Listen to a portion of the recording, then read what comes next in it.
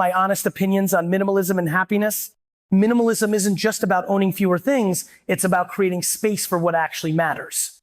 People spend their lives chasing more money, more possessions, more status, thinking that happiness is on the other side of having enough. But the truth is, if you're not happy now, more won't fix it. Happiness doesn't come from clutter, physical or mental. Most people fill their lives with distractions, buying things they don't need, saying yes to obligations they don't care about, and chasing goals that don't align with who they really are. They mistake consumption for fulfillment, but the more they collect, the emptier they feel. Minimalism isn't about getting rid of everything. It's about being intentional. It's about stripping away what doesn't serve you so you can focus on what does. That might mean decluttering your space, but it could also mean cutting out toxic relationships, walking away from a job that drains you, or letting go of expectations that aren't yours. When you remove what's unnecessary, you make room for what actually brings you joy. The world tries to convince you that happiness is a destination, something you'll reach when you achieve enough, own enough, or prove enough. But happiness isn't in the more, it's in the less. Less comparison, less distraction, less attachment to things that don't truly matter. At the end of the day, minimalism isn't just about having fewer possessions, it's about having more freedom. The freedom to live on your terms, to spend your time how you want, and to build a life that actually fulfills you. Chasing more is a trap. We're taught to believe that happiness is just one more achievement away, one more paycheck, one more promotion, one more thing to own. But no matter how much you get, it never feels like enough. The moment you reach one goal, a new one appears. You get the car, now you want the house. You get the house, now you want the vacation home. It's a never-ending cycle that keeps you chasing but never arriving. The problem isn't ambition, it's attachment. There's nothing wrong with wanting more, but if your happiness depends on getting more, you'll always feel like something is missing. When you believe that success, wealth, or status will finally bring you peace, you give away control of your own fulfillment.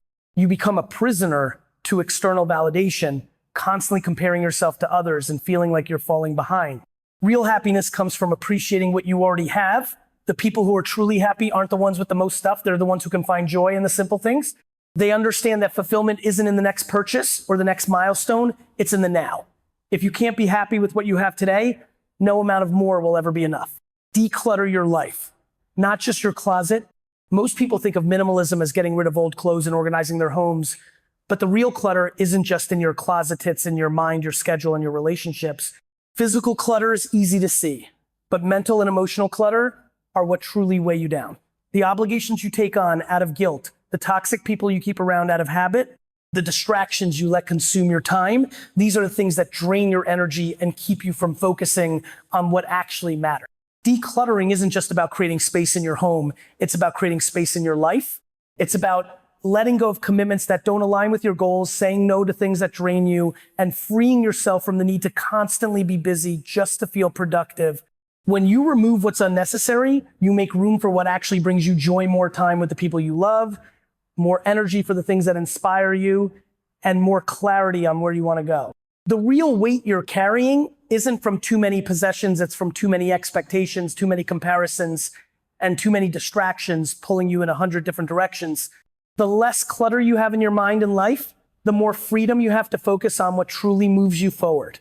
True wealth is freedom. Most people think wealth is about money, status, and possessions, but real wealth isn't in what you own, it's in how much control you have over your own life.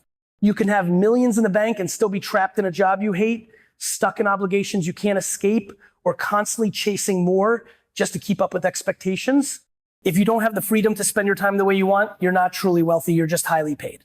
Freedom is the ability to make choices based on what fulfills you, not based on what you have to do to survive. It's having the time to be with your family, the flexibility to pursue what excites you, and the peace of mind that comes from knowing you're in control of your own path. Too many people trade their time, health, and happiness for money, thinking they'll enjoy life later, but later never comes because they're stuck in a cycle of always needing more. Real wealth is waking up without stress, knowing you don't have to answer to anyone but yourself. It's having the ability to walk away from things that don't serve you, to invest in experiences that matter, and to design a life that actually aligns with what makes you happy. Money is a tool, but freedom is the real goal. Conclusion, happiness and fulfillment don't come from chasing more, holding on to unnecessary clutter, or measuring success by money alone. The real win in life is having the freedom to live on your terms without being controlled by possessions, expectations, or the endless pursuit of external validation. If you're constantly chasing, you'll never feel like you've arrived. If you're weighed down by mental, emotional, and physical clutter, you won't have space for what truly matters. And if you define wealth by numbers instead of freedom, you'll always feel like you're falling behind. The goal isn't to own Maurits to need less. The goal isn't to impress other Sits to be at peace with yourself. True happiness comes when you stop chasing, start appreciating, and build a life that aligns with what actually fulfills you.